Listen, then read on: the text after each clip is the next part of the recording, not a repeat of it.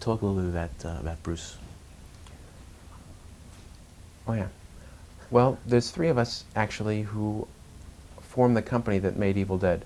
Bruce Campbell, who stars in the picture and is also one of the executive producers. Robert Tapper, who's the producer, and myself. And Bruce is first and foremost an actor, a performer. He was in all the high school plays that we were in high school together, and he was in all the plays there. And he went off to college for a short time, studied drama only, and still acts in dinner theater groups and a soap opera in Detroit currently, and now he's going to be doing a sitcom, and he'll be starring in our next picture entitled Relentless. It is a crime movie. Relentless is the next film that we intend to make. It's a crime story. It's a story of a man who tries to plan the perfect murder. And in fact, he does carry off this perfect murder, but the murder that he's planned turns out through a strange series of coincidences and mistaken identities, the murder turns out to be his own. So, Well, now we don't have to go see the film, Sam. Thank you for telling us. I won't reveal the shock ending, however, to that film either. Okay, let's go back and you describe some of the conditions, some of the horrible conditions on location. Oh, yeah. Like Well, shooting in the swamp, etc. Right. The place was miles really from civilization, so it was very difficult to get a truck in there to hook up power, but we did it. We couldn't afford to bring in water, obviously, so we didn't have any running water. All the water had to be brought there down this mile-long mud road. It had turned to mud soup. So when it got very cold in there, because we didn't have any heating system except a fireplace, there was really no way to warm up. There was no warm water for anything, and the whole place eventually got covered in Caro syrup blood.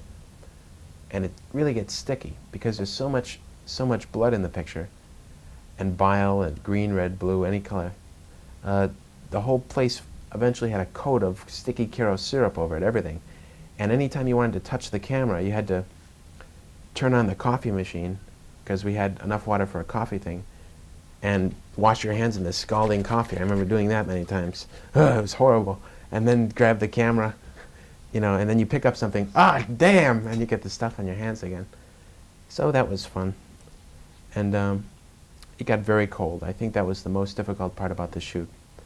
One time, in fact, it was so cold that I couldn't stand the slow torture of freezing to death so slowly.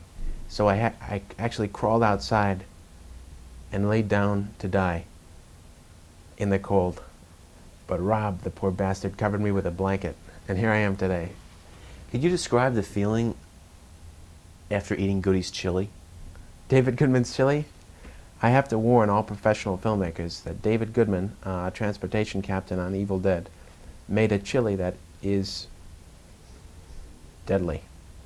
It is very difficult to consume. He also made us things such as chocolate pizza, which I don't recommend. Many delicacies unknown to this planet. Yeah, you shot the film in 16 and then had it blown up to 35. What was that process like? Right, the film was shot in 35. We, no, very difficult. I didn't really enjoy dealing with the laboratories for that whole process, and it didn't really turn out to save us any money. But I was very happy with the final result. I thought it looked as good as any 35 picture, and I don't think that the audience will be able to tell the difference. It looks, it doesn't look Hollywood slick like Friday the 13th or anything like that, but it has its own ambience, I think, that works for the picture. What are some of the more recent horror films that you've enjoyed? Creepshow? I really enjoyed that. I'm trying to think of others. They don't come to mind, but Creepshow for me was a lot of fun. Really, I haven't enjoyed a bunch of the horror films lately. Oh, I like The Thing. Are there any directors in particular that you really admire or emulate? I really admire The directors who I really admire are, as unfashionable as it may be, is Steven Spielberg, uh, Kubrick, uh, Hitchcock. What do you think, for you, what was the biggest problem for you in making the film? If there's a single thing you could single out as a low-budget filmmaker. The single thing that I could single out, the most difficult thing, was the most difficult thing about making the film was when we'd reach stretches where we would run out of money and having to stop for 3 months, whatever we're doing, and put on our suits again and get our briefcases out, our matching briefcases, and cut our hair short and shave and look presentable again and go around knocking on doors asking for more money. And getting the names of people trying to get names of people who you could at least ask for money, that was the most difficult part, the waiting, I think. The inactivity of the process.